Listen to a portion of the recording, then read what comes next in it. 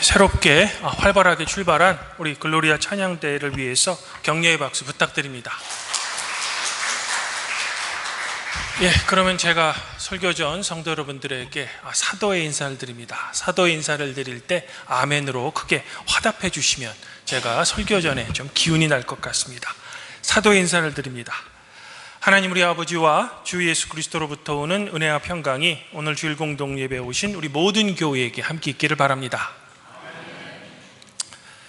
지금은 작고한 할리우드의 명배우 진 해크만이 주연한 영화 중에는요, 1995년 토니 스콧 감독이 연출한 크림슨 타이드라는 영화가 있습니다. 이는 해군 용어입니다. 그리고 굳이 우리나라 말로 번역하면 1급 위기 사태 정도 됩니다. 이 영화에서 진 해크만은 미국 핵 잠수함의 함장 역을 연기합니다. 그리고 흑인 배우 덴젤 워싱턴은 이 부함장을 연기하죠. 이 영화의 배경은 이렇습니다. 미국과 소련의 냉전이 막 끝난 직후 이 냉전이 끝내는 것을 반대하는 이 러시아의 반군이 어떤 핵시설을 장악합니다. 일촉즉발의 위기 상황이죠. 이에 핵미사일을 이 러시아 반군에게 발사하는 결정을 두고 함장과 부함장이 서로 격렬하게 충돌합니다. 당시 잠수함의 상황은요, 통신 두절로 상부의 통신이 완전히 전송되지 못하고 한 3분의 2 정도 왔다 끊깁니다. 그럼에도 매우 위기 상황은 틀림없습니다. 그리고 핵미사일을 발사하려면 해군 규정에 의해서 반드시 함장 그리고 부함장 모두가 동의해야만 합니다. 이에 전쟁 경험이 풍부한 함장은 이런 극박한 상황 속에서 군대의 목적은 어떤 복잡한 정치 이념이 아니라 명령에 따라서 적을 섬멸하는 것이다 라고 주장하며 핵미사일 발사를 명령하죠. 하지만 부함장은요, 군대의 목적은 우리 인류가 지키려는 사상을 보호하기 위해 존재한다 라고 말하며 당시의 상황에 대해서 통신을 회복해서 정확한 정보를 파악한 후 최종 결정할 것을 주장하며 함장의 발사 명령에 거부합니다. 왜냐하면 핵미사일 발사는 돌이킬 수 없는 상황을 유발할 수 있기 때문이죠. 그러나 부함장의 이런 명령 거부는 자칫하면 군사법정의 항명죄가 됩니다. 이후 이 폐쇄된 핵잠수함의 내부에는요, 그동안 함장과 함께 같이 했던 이 전쟁 경험이 풍부한 함장의 결정을 지지하는 선원들, 그리고 원칙을 주장하는 부함장을 지지하는 선원들, 이렇게 둘로 나눕니다. 그리고 서로에게 전우에게 총을 대는 극도의 긴장감이 유도되죠. 하지만 영화인지 통신이 복구되면서 최종적으로는 부함장의 판단이 옳았음이 증명됩니다.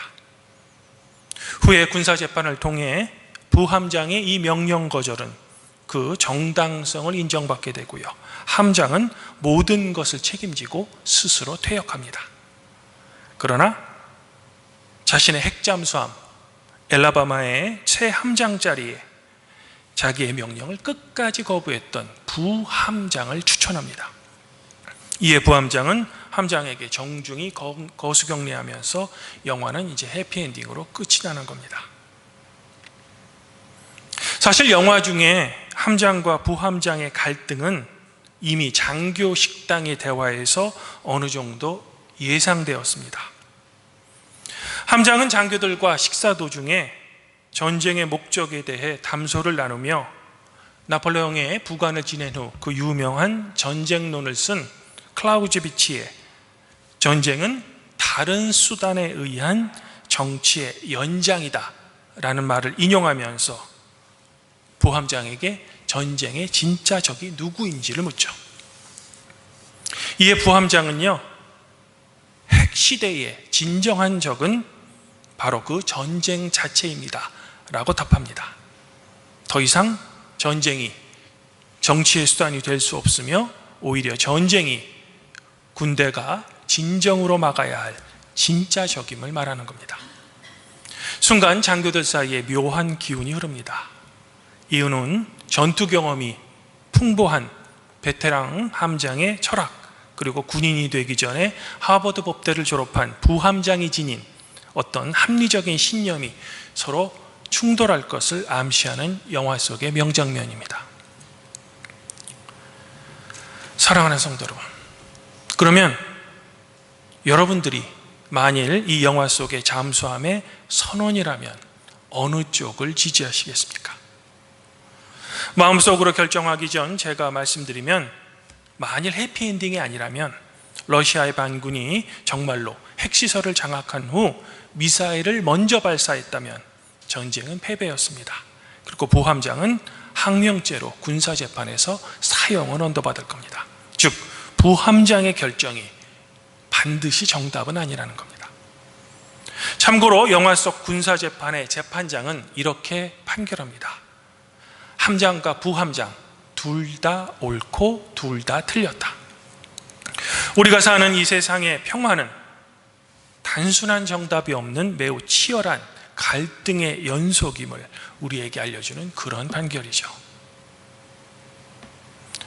학문 중에 평화학이라는 분야가 있습니다. 2차 세계대전 후 국제관계학 분야에서 출발한 신생학문으로서 학문의 역사는 매우 짧습니다. 그런데 이 평화학은 평화에 대한 정의를 하기보다는 전쟁, 그리고 무력 갈등을 포함한 우리 인간 사회의 갈등, 그리고 폭력의 원인을 먼저 규범합니다. 그리고 전쟁, 테러, 인권 침해 등의 문제를 다루며 이를 예방하기 위한 사회의 체제를 연구합니다. 그리고 이를 위해서 정치학, 역사, 심리학, 철학 등을 참고합니다. 사람들에게 평화라는 단어를 들으면 어떤 느낌이 듭니까? 라고 물으면 대부분의 사람들은 잔잔한 호숫가 또는 고요한 정적 상태를 떠올린다고 합니다.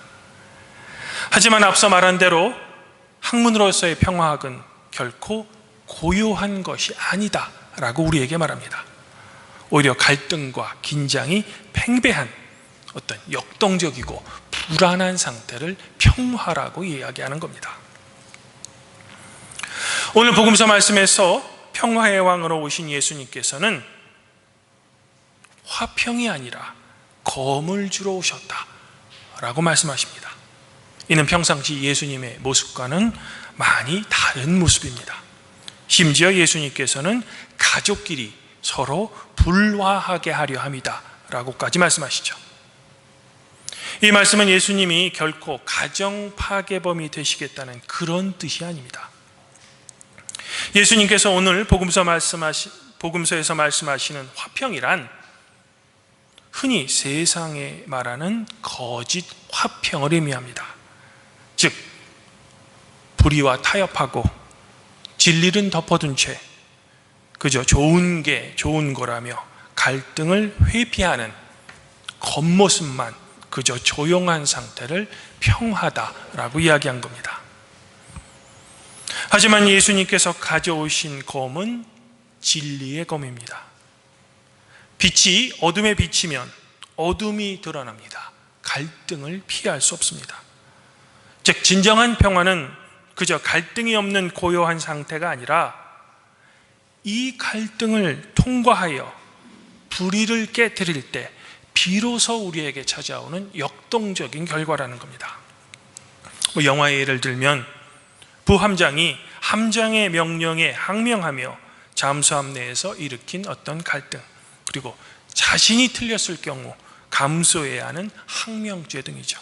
그럼에도 부함장이 이를 감수했던 이유는 그가 말한 대로 군대는 전쟁을 막기 위해 존재한다라는 그의 신념 때문일 겁니다. 물론 미래를 알 수 없는 상태에서 부함장의 이런 행동은 인류에게 오히려 더 위험한 행동이 될 수도 있는 겁니다. 사랑하는 성도 여러분, 당연히 우리는 갈등과 다툼보다는 평화를 소망합니다.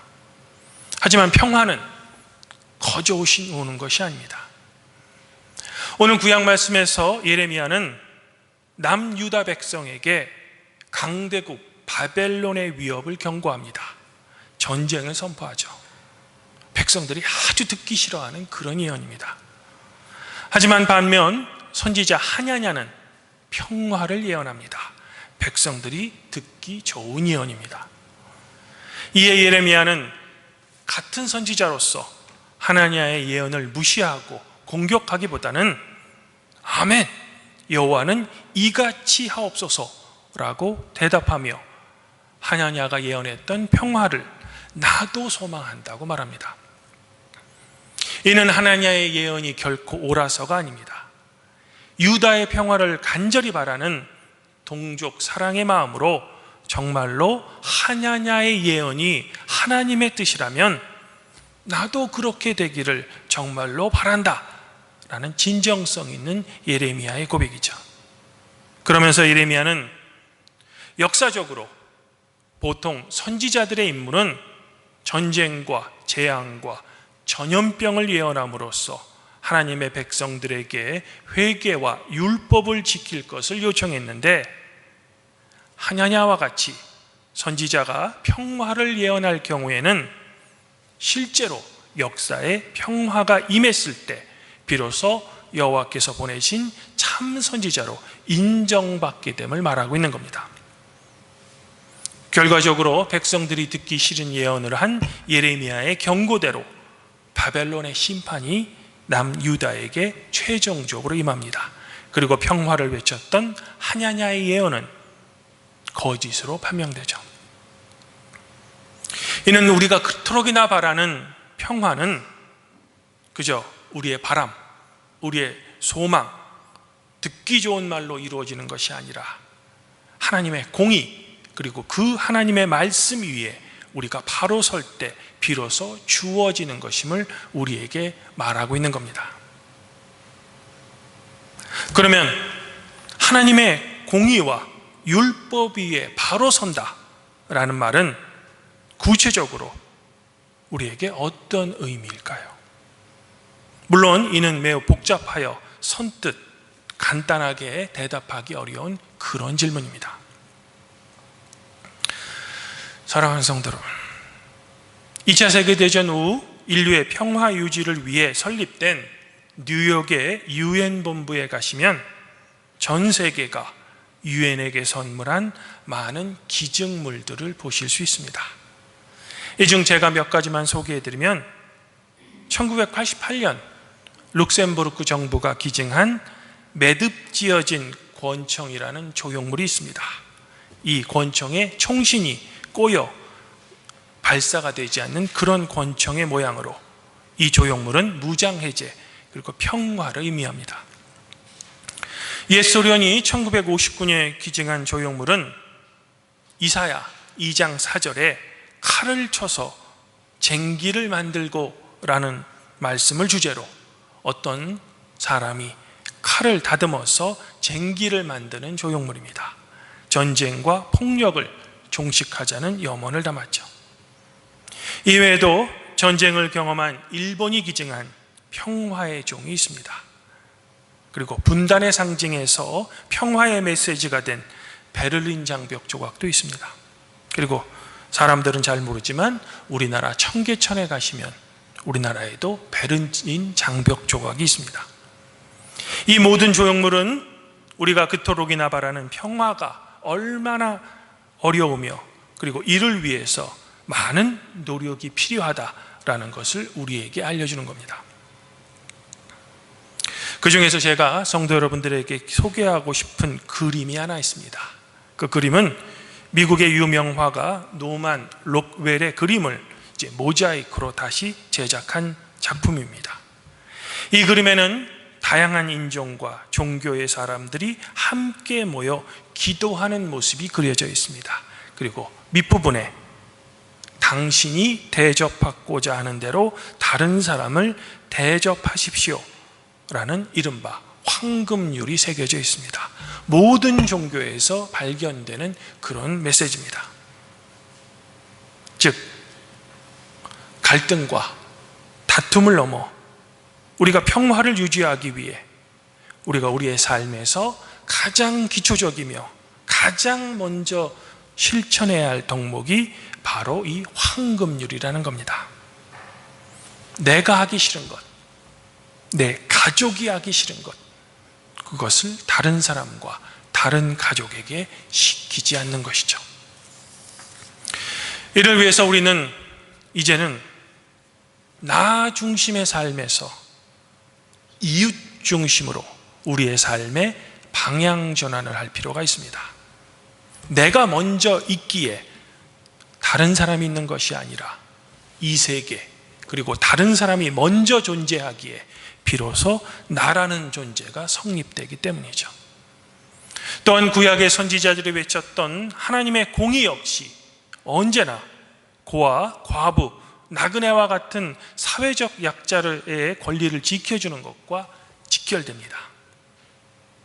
한 사회의 지적 수준은 가장 약한 사람들을 사회가 어떻게 대하느냐에 따라 결정된다는 김승석 교수의 말처럼 말입니다. 나에게 이익이 되더라도 남에게 피해를 주는 행동이라면 과감히 멈추고 서로에게 정직하고 진실하게 대할 때 비로소 깨지지 않는 단단한 평화의 기초가 세워질 겁니다. 평화는 먼 곳에 있지 않고 오늘 내 곁에 있는 가장 연약한 이웃을 내가 정직하고 진실하게 대하는 나의 작은 멈춤과 양보에서 시작될 것 같습니다. 1986년 9월 2일부터 5일까지 세계교회협의회는 스위스의 글리온에서 모였습니다. 그리고 평화에 대한 그리스도인의 관심의 성서와 신학적 기초라는 주제로 북한의 그리스도교, 조선 그리스도교 연맹과 한국 기독교 교회협의 대표들이 처음 만났습니다. 그리고 마지막 폐회 예배 때 서로 성찬을 함께 나누었습니다. 그리고 올해는 이 글리온 대회 40주년을 맞이하는 해입니다. 이런 역사적 배경으로 올해 9월이 되면 서울에서 세계 평화대회가 열릴 예정입니다. 현재 전쟁 중인 팔레스타인의 많은 신학자들과 전 세계의 평화 신학자들이 모여 우리가 어떻게 평화를 이룰까 논의할 예정이죠. 그리고 이번 주 화요일에는 호국의 달을 맞이해서 평화 신학 포럼이 있을 얘기일 겁니다. 그러므로 간절히 바라기는 아무쪼록 우리 팔복교회 성도 여러분들은 세상의 거짓 화평을 깨트리는 주님의 진리의 검을 드시고 나 중심의 삶을 돌이켜서 이제는 이웃, 특별히 연약한 이웃을 솔직하고 따뜻하게 대접하는 주님의 평화의 주인공이 되시기를 저는 먼저 소망해 봅니다. 더불어 내가 하기 싫은 일, 내 가족이 하기 싫은 일을 다른 사람에게 시키거나 내가 가진 권력으로 강요하지 않기를 더불어 소망해 봅니다. 이런 삶의 실천을 여러분의 삶에서 치열하게 하시는 우리 팔복교회 성도 여러분들 자신과 여러분의 가족 구성원 모두 위에 성삼위 하나님의 축복과 자비가 항상 함께 있기를 성부와 성령과 함께 여러분에게 진리의 검을 선물로 주신 성자 우리 주 예수 그리스도 이름으로 간절히 축원드립니다. 그리하면 모든 지각에 뛰어나신 하나님의 평강이 그리스도 예수 안에서 성도들의 마음과 생각을 지켜주실 것입니다.